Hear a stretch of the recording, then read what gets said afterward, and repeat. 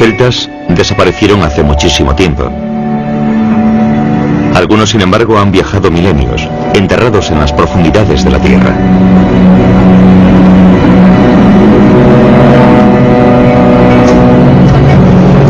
Y a veces, en una obra, un golpe de pala excavadora los hace volver a la luz del día.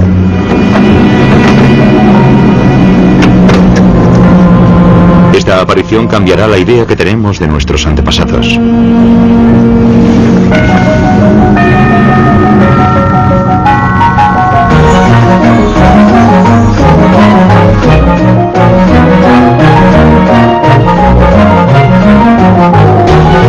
El crepúsculo de los celtas.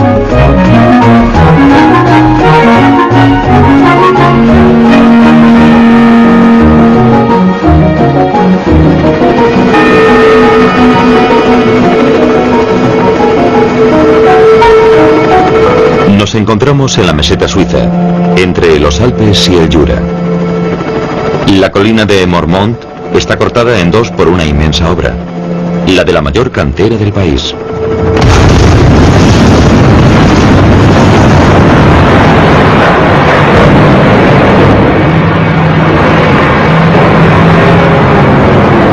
Mientras atacaban en una pequeña hondonada en la cumbre de la colina, las palas excavadoras descubrieron un gran número de vestigios arqueológicos que datan del final de la época celta.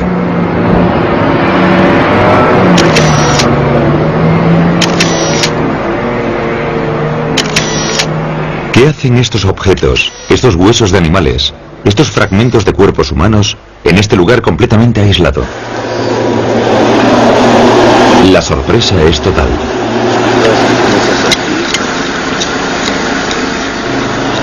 Huesos, huesos, huesos. Un pequeño equipo de arqueólogos ha llegado al lugar. Han conseguido la paralización de las obras, pero no tendrán mucho tiempo para excavar el yacimiento, apenas unos meses.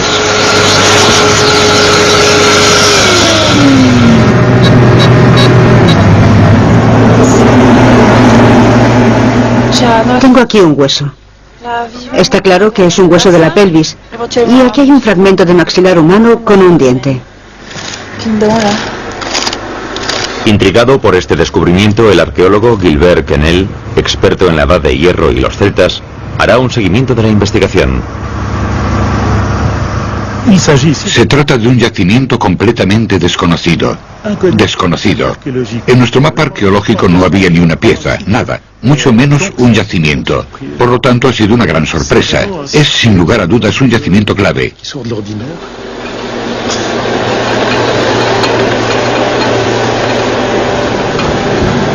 ¿Qué vinieron a hacer los celtas a este pequeño valle partido? El emplazamiento del asentamiento no fue elegido al azar. Se encuentra en la cima de una colina aislada, situada exactamente sobre la línea divisoria de dos mares, entre el Mediterráneo y el Mar del Norte. Estamos en el país de los helvéticos, en el centro del mundo celta. Este vasto territorio en el pasado estaba poblado por un mosaico de pueblos.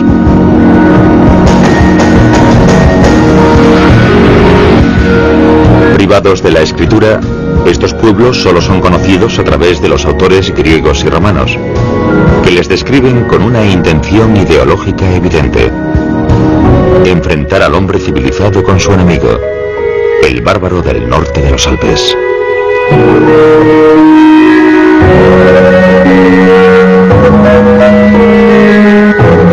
Sin embargo, desde el siglo XIX, estos mismos bárbaros son los que las naciones europeas han adoptado como antepasados. En busca de una identidad nacional, los alemanes escogieron a los germanos, los suizos a los helvéticos y los franceses a los galos.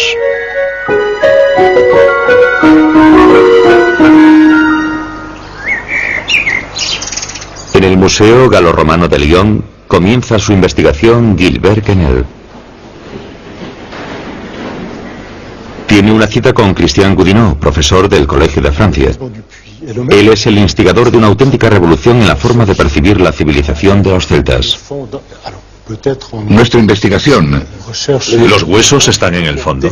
Los huesos humanos pueden estar en el fondo o en niveles diferentes. Yo tenía unos 10 años cuando acabó la guerra Y entonces en la escuela primaria estudiábamos con manuales que nos decían que los galos eran un pueblo que poseía un montón de cualidades, pero que al mismo tiempo era salvaje.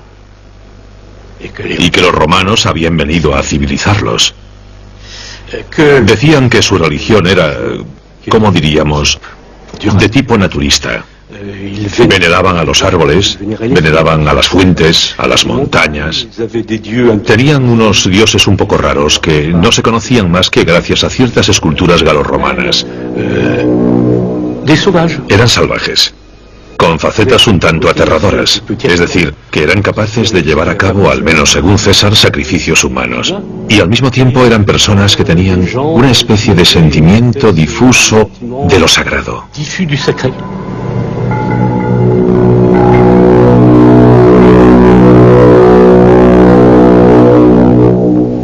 Y después, alrededor de 1970-1975, en las grandes excavaciones del norte de Francia, en Picardie, se identificaron auténticos santuarios.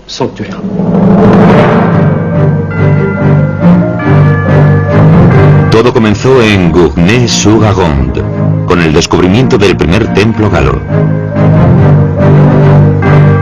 Hasta ese momento nadie imaginaba a los celtas capaces de construir un conjunto de edificios consagrados a rituales y sacrificios.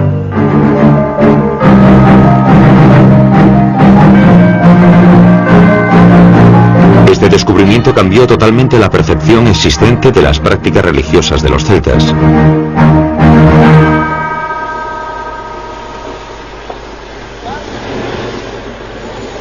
La pregunta surge de inmediato. ¿Le Mormont también fue un santuario? Para Gilbert Quesnel, la respuesta no ofrece ninguna duda. No nos encontramos en un lugar para vivir. No tenemos descubrimientos domésticos, ni de casas, ni de graneros, ni vertederos. Tampoco estamos en un lugar con vocación funeraria. No estamos en una necrópolis. Nos encontramos auténticamente en presencia de un lugar de culto, de un santuario. El mayor del territorio de los helvéticos y uno de los más importantes del mundo celta.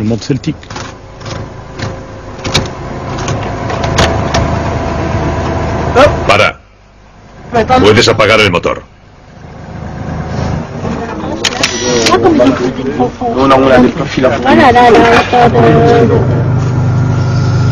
Se trataría de un santuario a cielo abierto, un lugar de culto compuesto por centenares de fosas excavadas en la tierra.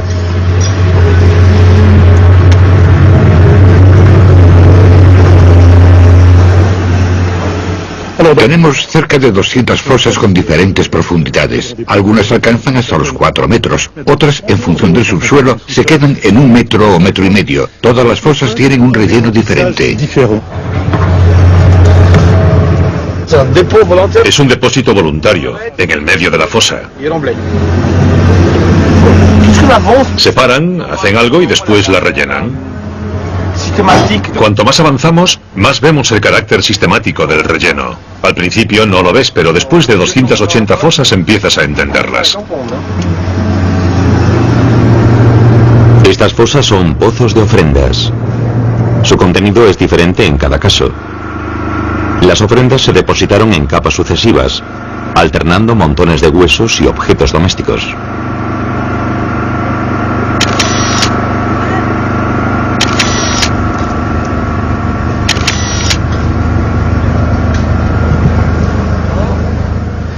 Es bastante especial, de hecho.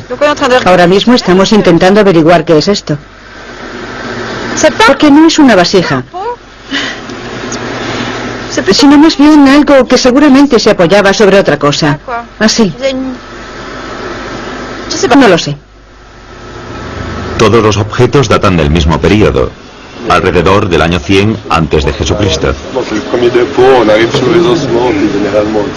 El lugar parece haber conocido una existencia breve, de 1 o 2 generaciones como máximo.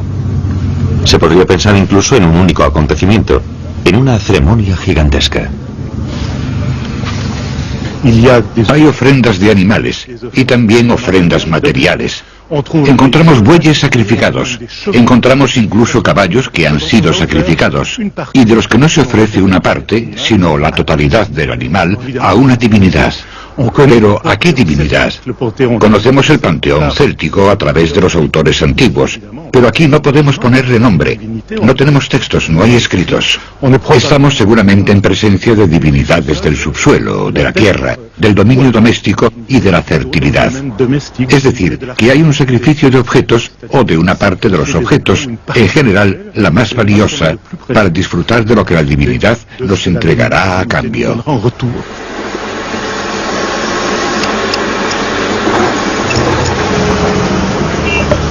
Cada uno de los objetos es protegido inmediatamente, escayolado y trasladado al laboratorio, donde será sometido a un tratamiento sofisticado.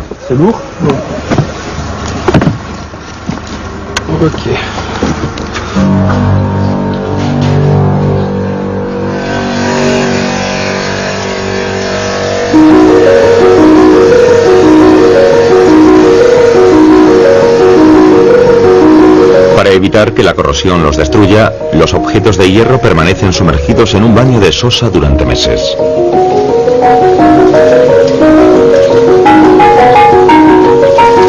Y a continuación hay que identificarlos, uno por uno. Son los objetos cotidianos de una comunidad rural. A veces se ha exhumado el conjunto de los útiles de un herrero, de un campesino, como si hubiesen querido confiar a los dioses sus posesiones más preciadas.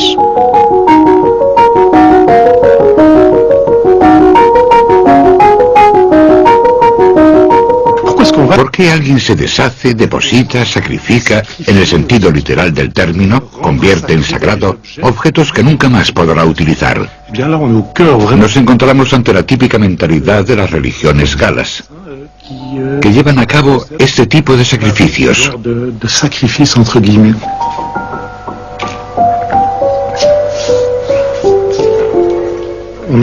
Por ejemplo, en Mormón, en una de esas fosas, hay una sítula, un jarrón de bronce con el asa de hierro, que contenía, y eso fue la sorpresa, unas 5 o 6 hachas de hierro.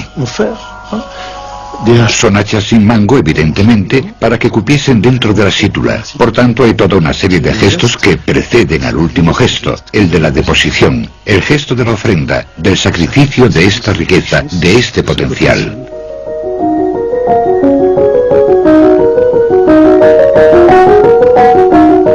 Pero entonces, ¿qué hay detrás? ¿Qué ha querido hacer la persona que ha consagrado estas diferentes hachas? Hachas que sin duda necesitaba en su vida cotidiana. Y ahí entramos en las profundidades del alma y de la religión de los celtas.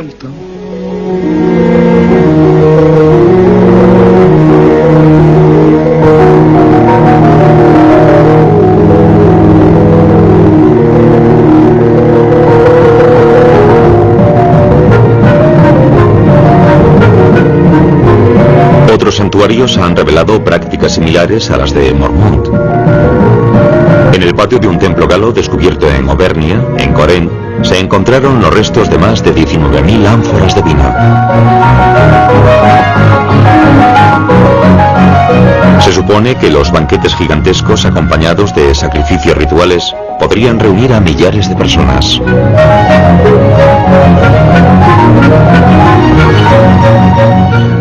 Nos hemos dado cuenta de que la religión no era un aspecto secundario en esta civilización, sino que, al contrario, era una fuerza extremadamente poderosa.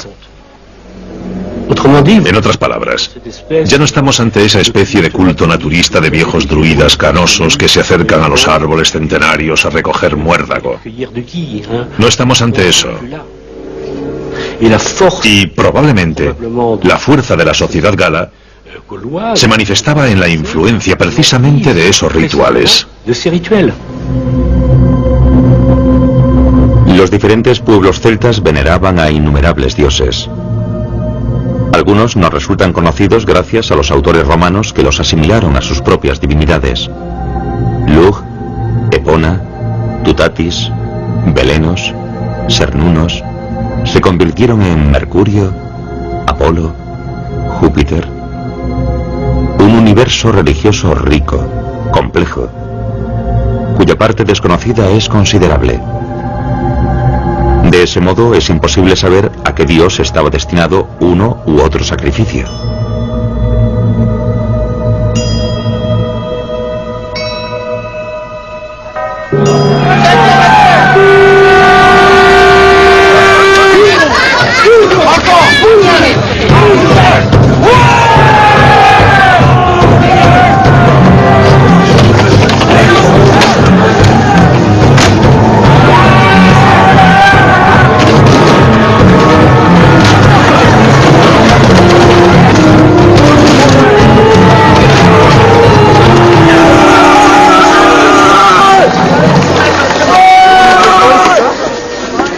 Ha sido un ataque valiente. Estamos a los pies de una muralla atribuida a los helvéticos. Los helvéticos, como todos sabéis, son celtas. Los celtas que ocupan la meseta suiza en los siglos II y I antes de Cristo, es decir, en la época de Julio César y de la Guerra de las Galias. Por tanto, nos encontramos en la entrada del Opinum de los helvéticos, en la cumbre del Mont Villy.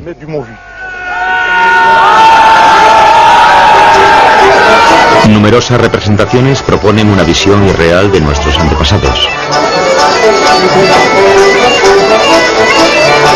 En esta fiesta nos encontramos muy próximos a las palabras de César, que describía a los celtas como bárbaros hostiles, replegados en los bosques impenetrables de la Galia.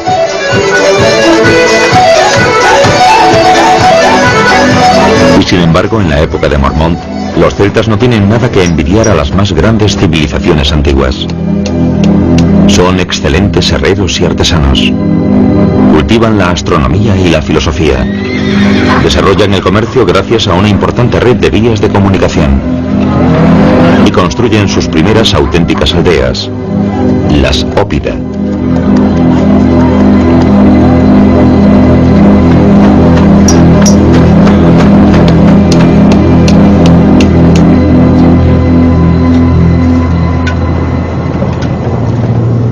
En Mormont, para gran sorpresa de los arqueólogos, se descubren esqueletos enteros de animales grandes. Caballos que han sido empujados de cabeza a una fosa.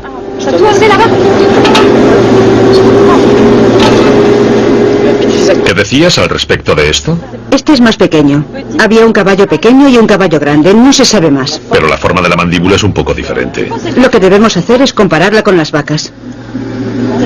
¿Estos animales fueron sacrificados antes de arrojarlos a la fosa? ¿Para qué?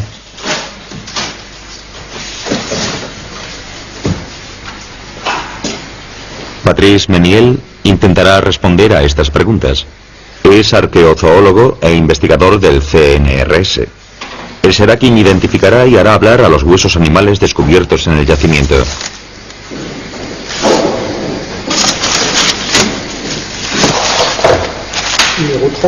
Número 37. Es de caballo.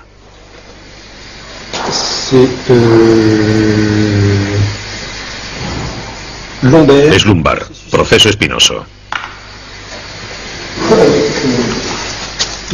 Aquí tenemos una vértebra cervical de caballo. Es la segunda.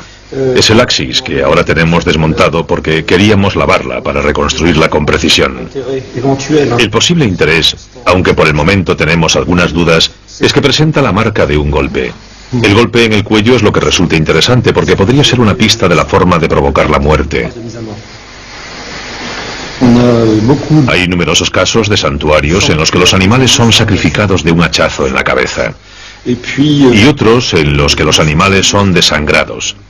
Es decir, se les parte el cuello de una forma más o menos violenta. Y por lo tanto hay prácticas visiblemente diferentes. Y cuando se trata de un sacrificio, la forma de provocar la muerte es un elemento primordial en la práctica.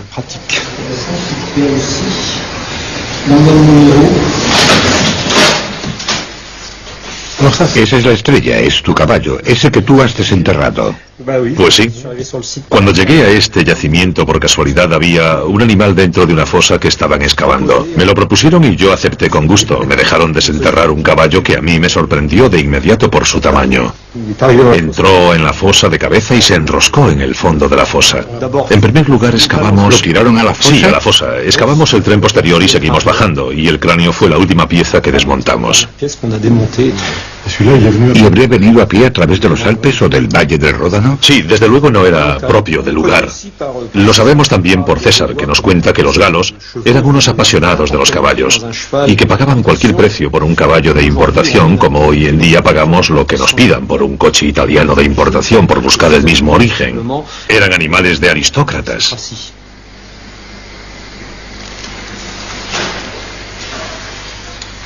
Caballo. Costilla. 3 gramos.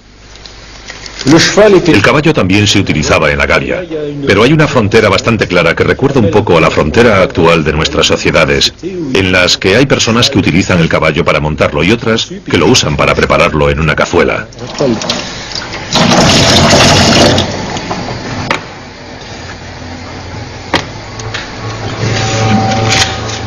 Los arqueólogos han exhumado ya más de 17.000 huesos. Bueyes, caballos, cerdos, cabras, carneros, básicamente animales domésticos. La mayor parte se consumían en banquetes rituales, mientras que otros animales, probablemente los más prestigiosos, eran sacrificados y sus cuerpos se dejaban descomponer en una fosa.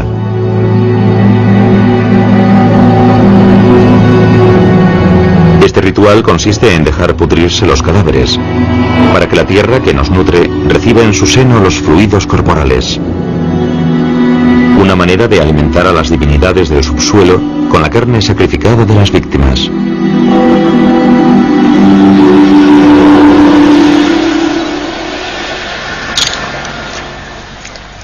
La época en que nos movemos es 2 generaciones antes de Julio César, sobre el año 100 antes de Cristo. Vamos a representar el sacrificio de un animal, de un caballo. De acuerdo. Lo que yo propongo puede desarrollarse justo después del sacrificio, cuando el caballo ya ha sido degollado. Sí. ¿Y quedará por lo menos una parte para la imaginación? Sí, gran parte. Solo el imaginario puede recrear los rituales que tuvieron lugar en Mormont. Para enriquecer su reflexión, Gilbert Kennel trabaja con el dibujante André Huot, que intentará hacer el retrato robot del yacimiento, tal como era hace más de 2000 años. Estamos un poco bajos para ver el lago.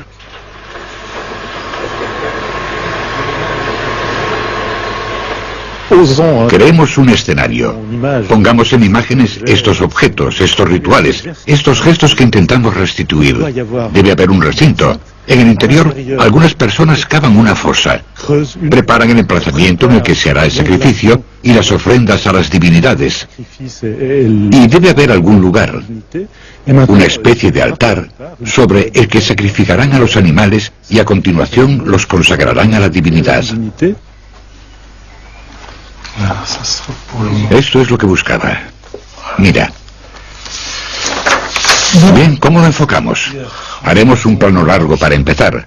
Después, en primer plano, vemos la acción. Un caballo que acaba de ser degollado y tenemos al oferente con el cuchillo todavía en la mano. Sí. Otro caballo cuya cabeza tal vez vemos ya en la fosa. Sí, la sangre que chorrea. La sangre que chorrea por la fosa. Después una sacerdotisa, una mujer que sostiene esa cabeza, ¿no? ¿No te parece? Ah, yo veo un hombre. Vale. Bien. Puede blandir todavía... Todavía tiene el cuchillo. El cuchillo. Podríamos poner un animal o dos aún vivos. Una oveja y un cerdo, por ejemplo. ¿Que estarían unidos por las patas? Que estarían atados el uno al otro en previsión de otros momentos del culto. Ahí nos excedemos, inventamos. Hay que tenerlo en cuenta, pero probemos.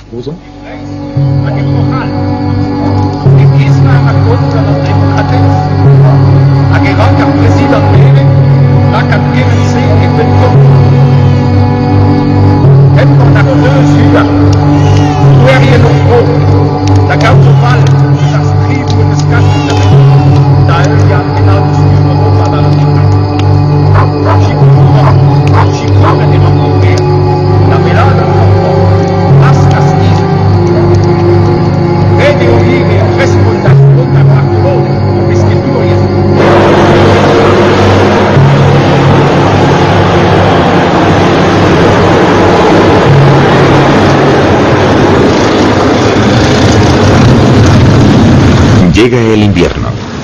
Las excavaciones prosiguen a un ritmo constante, sin interrupciones por todo el terreno. Alex.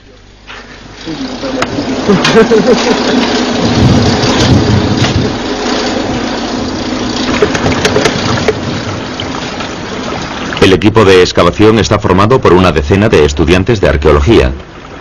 Se enfrentan a un auténtico desafío: excavar el yacimiento en tiempo récord, para dejar vía libre a la explotación de la cantera.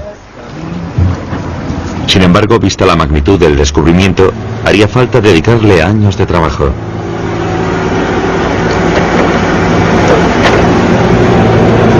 Eduard Dietrich dirige a un equipo que se enfrenta a una tarea complicada por las condiciones meteorológicas, el frío y el barro, así como por la multiplicación de los hallazgos. Sí, 7.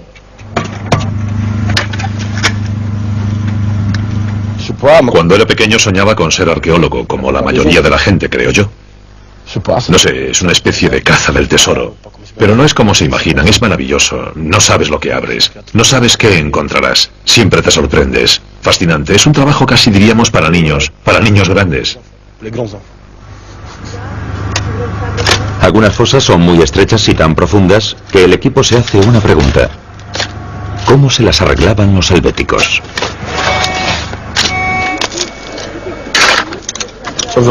Ahí tenemos aproximadamente 2,5 metros y de ancho entre 80 y 100 centímetros, 1 metro. Llegado un momento no puedes seguir bajando. Un adulto no puede. Te ves obligado a utilizar una barrena para ayudarte y no puedes seguir extrayendo tierra. Sin duda ellos tuvieron que contar con un niño para hacer este trabajo. Es difícil sacar la tierra. No sé cómo han podido excavar ahí abajo. Una fosa de 80 centímetros de diámetro y 3 metros de profundidad. Técnicamente es posible, pero... Y sobre todo, no lo sé seguro, pero harían falta niños. Bueno, la verdad es que no tengo ni idea.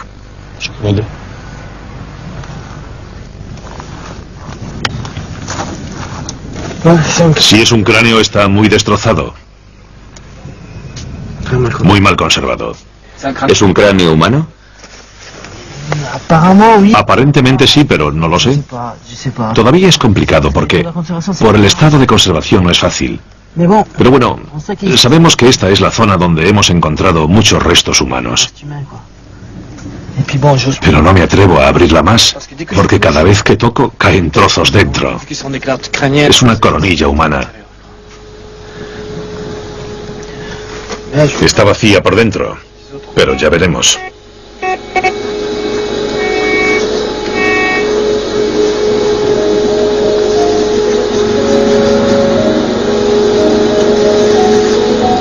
Ha comenzado la exploración de una zona nueva, en la que aparecen numerosos fragmentos de cuerpos humanos.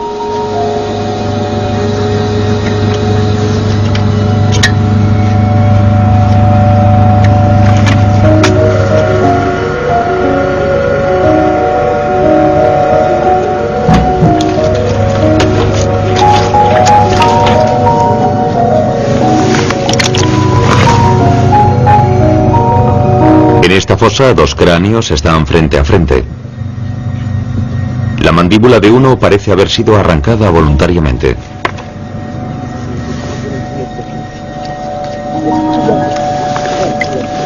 ¿Qué ha pasado? ¿Estos 2 individuos han sido sacrificados? ¿Será un indicio de los famosos sacrificios humanos? ¿Qué es eso? ¿Se trata de una prueba de que se han practicado sacrificios para obtener la gracia de una divinidad? ¿O es una prueba de que se aplicaba la pena capital, por ejemplo? La arqueología se toma muchas molestias para descifrar qué es una ejecución y qué un sacrificio consentido, deseado por una comunidad.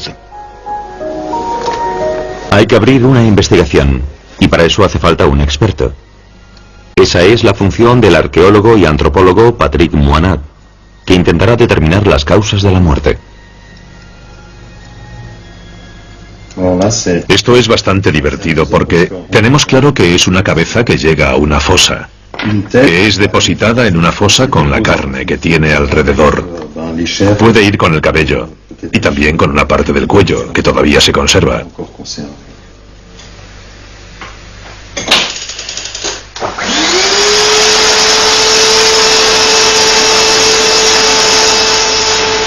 La arqueología es investigación. Estamos bastante próximos de la policía científica y de la investigación criminal. Lo que cambia es que nosotros tenemos una visión un poco más distante, dado que nos separa un poquito más de tiempo de los hechos que investigamos y de las evidencias. Pero está claro que lo que buscamos son las pruebas. Cuando sacamos el cráneo, vemos aquí, sobre la parte superior, una primera huella que es una huella muy larga y afilada y que corta toda la materia ósea. Se trata probablemente de un golpe de espada, o en todo caso, de un golpe cortante sobre la parte superior del cráneo. Yo no puedo asegurar que esta persona haya muerto por un golpe de espada, pero sí que estoy seguro de que ese golpe se produjo cerca del momento de la muerte, ya fuese inmediatamente antes o después, y que le han dado varios golpes y le han extraído con éxito la mandíbula para obtener un trofeo o una especie de trofeo. Así que tenemos un cráneo sin la parte baja del mentón y con un muñón del cuello pegado.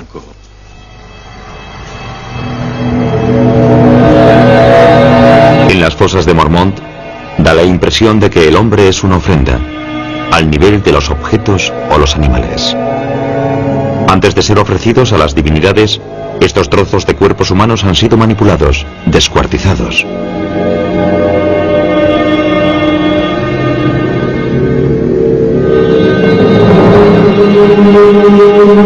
Estas prácticas concuerdan con los textos romanos y griegos, que estigmatizaban la barbarie de los sacrificios galos. Volvemos al mito del salvaje.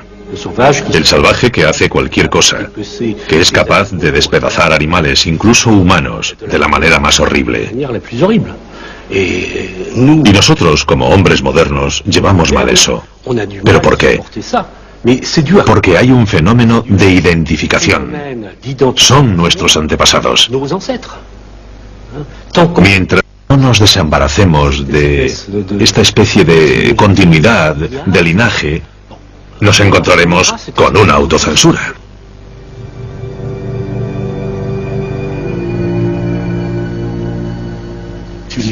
Los romanos también practicaban sacrificios. Los aztecas y otros pueblos practicaban el sacrificio humano. No hay una connotación bárbara o salvaje en tales prácticas o en la manipulación de cuerpos humanos. Incluso los cristianos manipulan el cuerpo humano de una manera simbólica. Cuando comen el cuerpo de Cristo o cuando beben su sangre, ya no es algo triste. Los celtas utilizaban los cráneos enemigos como un trofeo. Los exponían sobre las murallas. Los integraban en los muros de sus santuarios y de sus casas. A veces incluso los conservaban dentro de su propia casa, con los cráneos de sus ancestros.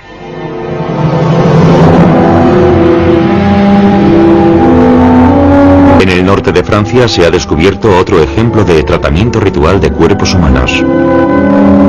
Tras una importante batalla, los cadáveres decapitados de unos 60 guerreros fueron expuestos sobre un altar. Tal vez se tratase de funerales celestes. Los pájaros limpiaban los esqueletos y de esa manera llevaban el alma de las víctimas al paraíso, al que se habían hecho acreedores por su muerte heroica.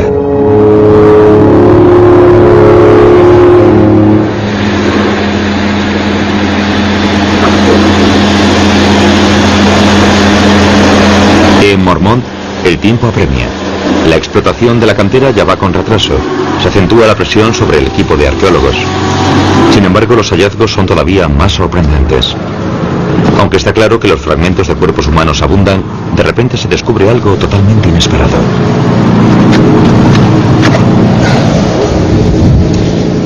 Hola. ¿Qué tal? ¡Qué barbaridad! ¿Uno nuevo? Magnífico. Una última aparición. Estamos sacando el esqueleto de un niño que fue depositado aquí. Es un niño que tendría 1 año, porque ya tiene las costillas soldadas. O tal vez 2, diría yo.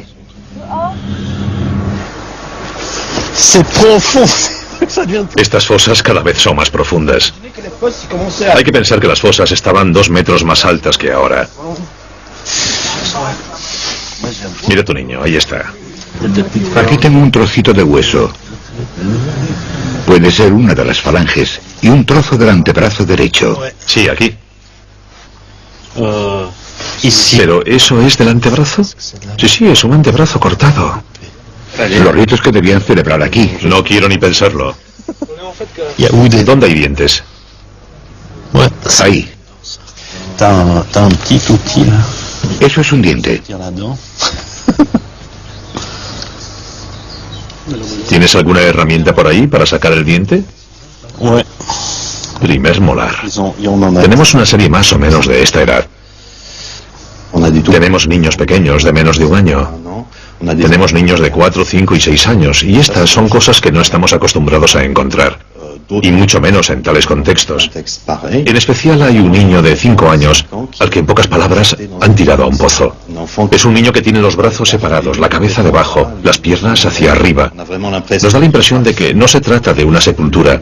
Y en realidad, si vemos bien ese depósito, nos damos cuenta de que se ha puesto un cierto cuidado. Hay algunas ofrendas en forma de fauna que están relacionadas con esto, lo que nos lleva a pensar que no se trata de una práctica totalmente brutal y anodina.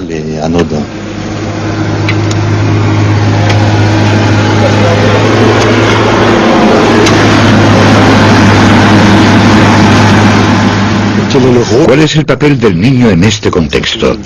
Este tema merece un análisis más detallado. Hemos encontrado varios niños de corta edad que han aparecido en escena.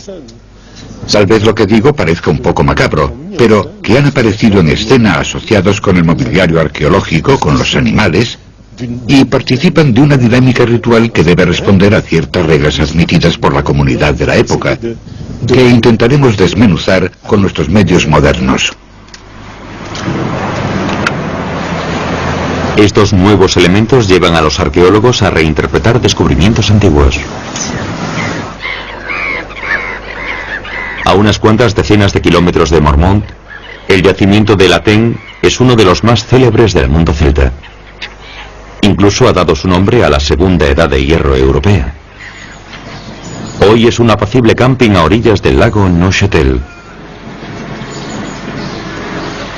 Aquí, a mediados del siglo XIX, una bajada del nivel de las aguas dejó a la vista miles de armas, objetos y esqueletos humanos.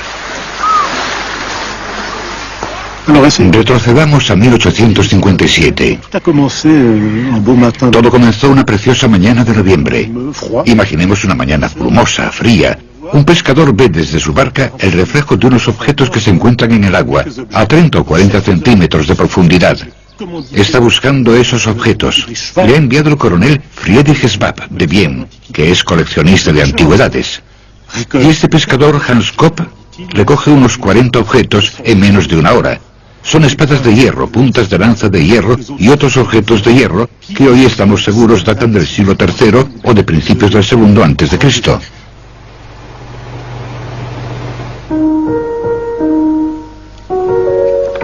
Durante décadas, numerosos aficionados y coleccionistas se llevan de todo de estas excavaciones a cielo abierto, y los objetos de Latén se dispersan por el mundo entero. Habrá que esperar hasta 1907 para que se organicen excavaciones oficiales, que revelarán la excepcional riqueza del yacimiento. Se recuperan más de 3.000 objetos, de los que 1/3 son armas, así como numerosos huesos de animales y humanos junto a los restos de un puente. ¿Por qué tantas armas desperdigadas por el río? ¿Se trata de los restos de un importante campo de batalla? Habría que ponerse guantes. Para explicar qué ocurrió realmente en este yacimiento hace 2300 años, Gilbert Kennel y su equipo elaboran un nuevo guión. La investigación ha sido confiada a la arqueóloga Gianna Reginelli Sarve. Es curioso. Dibujan las puntas de lanza, los hierros de la lanza con un mango. Sí, porque las hemos encontrado con mango. Las hemos encontrado enteras totalmente. Igual que la madera de los escudos, hemos encontrado la de las lanzas. ¿Y eso? Un cráneo pequeño. Es uno de los individuos. Sí. ¿Qué dijeron los arqueólogos? Heridas de guerra, ¿no? De un campo de batalla, etcétera. Eso aparece periódicamente en las descripciones. Sí, aparece bastante a menudo. Normalmente cuando describen, por ejemplo, el estado de las espadas o el estado de los escudos.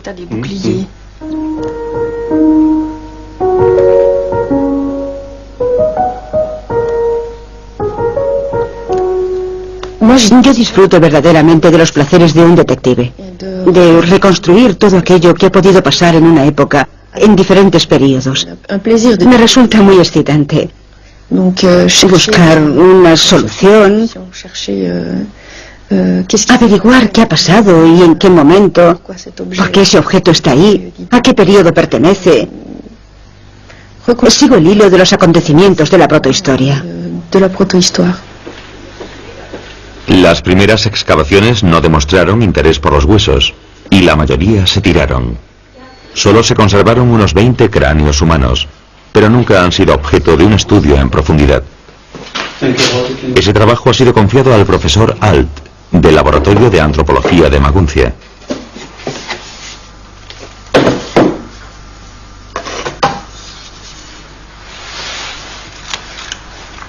Él ha establecido rápidamente que la mitad de esos cráneos pertenecen a mujeres y a niños. Algunos presentan cortes, señales de golpes. Vale, este es el cráneo. Aquí vemos 7 marcas de cortes. Lo pondremos aquí. A ver qué observamos. Los vestigios descubiertos en el lago naturalmente hicieron pensar a todo el mundo que debía tratarse de un campo de batalla, simplemente por el hecho de que se encontró una gran cantidad de armas. Pero la presencia de mujeres y niños sugiere que se trata de rituales violentos más que guerreros. Hemos encontrado particularidades, denominadas epigenéticas, que son características de la pertenencia a un mismo grupo de población. Esos signos, a mi modo de ver, indican que esos individuos pertenecen todos a la misma comunidad local.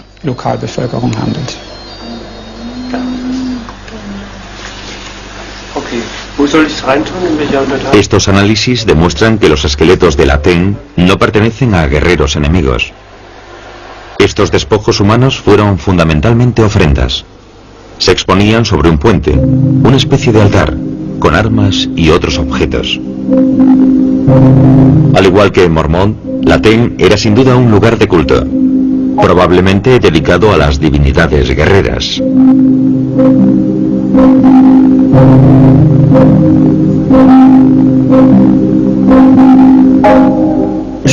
Veo un puente bastante bien hecho, sólido. Y después veo en ambas partes del puente, cuando caminamos sobre él, una especie de construcciones con escudos de armas de guerreros. Tal vez trozos de esqueletos humanos, partes de esqueletos de animales, cosas así, que pueden ser un poco gore, por así decirlo. Y también veo personas que acudían ahí con respeto, con la intención de entrar en contacto con los dioses. Veo personas que llegan con objetos, no llegan con las manos vacías. Se acercan a la TEN con cualquier cosa que para ellos es valiosa. Y eso es todo. Y después imagino un lugar de culto abandonado. Puede ser por modas o por la llegada de los romanos que ignoran la religión de sus predecesores.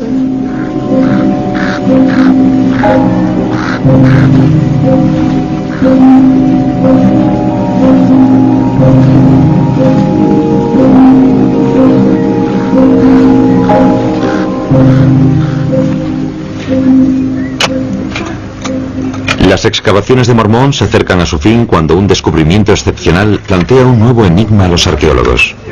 Hasta ahora los cuerpos humanos encontrados en el yacimiento habían sido desmembrados o manipulados, pero estos son los esqueletos completos de 2 hombres ancianos, rodeados de ofrendas y colocados en cuclillas en el interior de un cofre de madera. La pierna derecha, la pierna izquierda, ya hemos dejado al descubierto la columna, las costillas, el brazo izquierdo. ¿Quiénes son estos hombres? ¿Por qué han sido enterrados en un santuario y no en una necrópolis? ¿Y qué significa esta postura en cuclillas? Digamos que ya circulan varias teorías. Cada 10 minutos o así viene alguien con una nueva. Pero la verdad es que meter a alguien sentado en un agujero no es muy habitual. Por el momento excavamos, después lo documentaremos todo. En otros yacimientos también se han descubierto hombres enterrados en cuclillas, pero hasta ahora se pensaba que se trataba de criminales condenados a muerte. El descubrimiento de Mormont sugiere otra posibilidad. ¿Y si se tratase de lo contrario? De un personaje importante de la comunidad. Un personaje cuyo estatus privilegiado explicaría su presencia en este lugar sagrado. ¿Uno de esos famosos druidas, tal vez?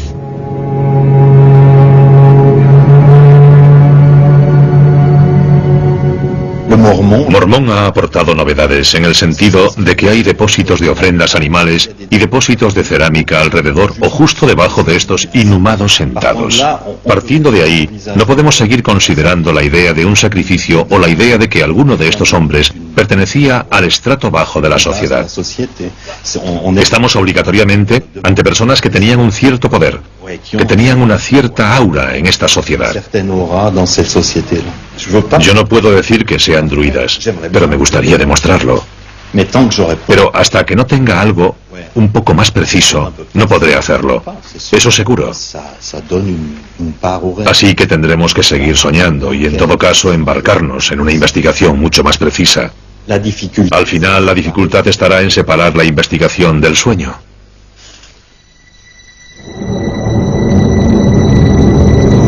Entre los celtas existen varias representaciones en piedra de divinidades sentadas.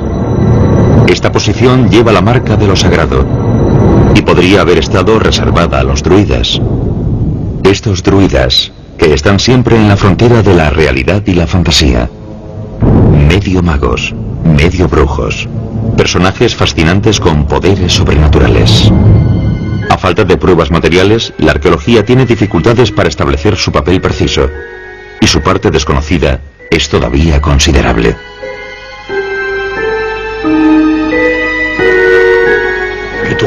El druida no es un sacerdote miembro de un clero. El druida es un gran aristócrata, dedicado a un cierto número de tareas relativas al conocimiento, relativas a la organización de los cultos, y que posee tal cultura, probablemente también de tipo astronómico, que tiene sobre sus conciudadanos una especie de influencia y de aura extraordinaria, pero al mismo tiempo es un miembro de la aristocracia.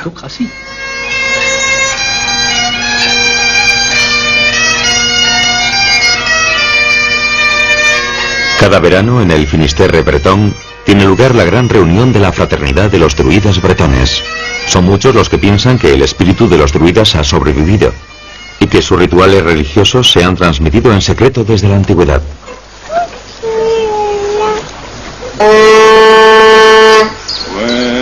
Pero ¿se puede establecer realmente un vínculo entre los hombres agachados de Mormont y los neodruidas bretones?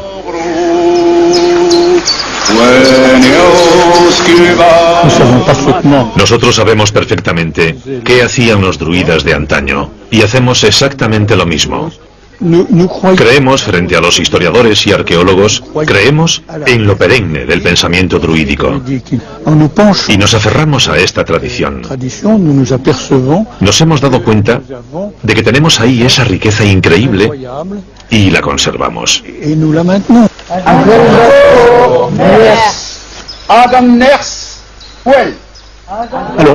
Evidentemente se conserva la tradición gracias a los druidas y a otros transmisores de esta cultura ancestral, pero mezclada con las culturas galorromanas, las culturas romanas con la cristiandad. Se han amalgamado diferentes tradiciones, se han amalgamado diferentes mitos, y ya no se puede identificar qué es auténticamente celta.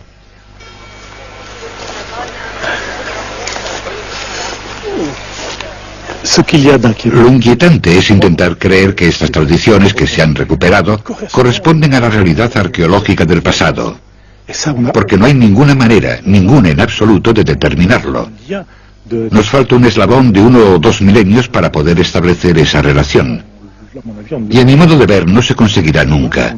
Por lo tanto hay que saber que estamos ante una ficción.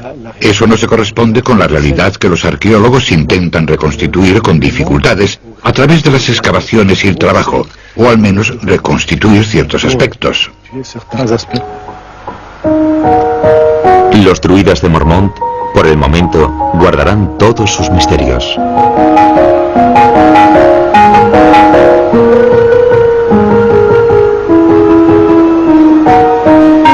Las excavaciones se interrumpen finalmente tras meses de trabajo.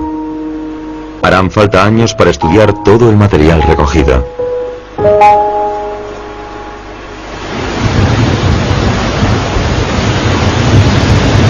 Los santuarios de Latén y Mormont nos han enseñado un poco más sobre sus antepasados, cuyos dioses no resistieron ni a Roma ni a la cristianización. Ya tenemos algunas piezas de este rompecabezas. Hay que jugar. Hacer uno de 1000 piezas con 2 o 3 piezas. Hay que ser conscientes de los límites de nuestra documentación en este ejercicio peligroso de la restitución de las mentalidades y sobre todo de las prácticas religiosas de nuestros antepasados. Nos falta todo lo que las rodea, todo lo que constituye el corpus, es decir, todas las creencias y todo lo que estaba codificado, lo que era propio de estas gentes de finales de la Edad de Hierro. Sobre esta colina de Mormont, la explotación de la cantera ha recuperado sus derechos. Uno de los mayores santuarios del mundo celta está en vías de desaparecer para siempre. ¿Qué habrían pensado los helvéticos de la destrucción de su colina sagrada?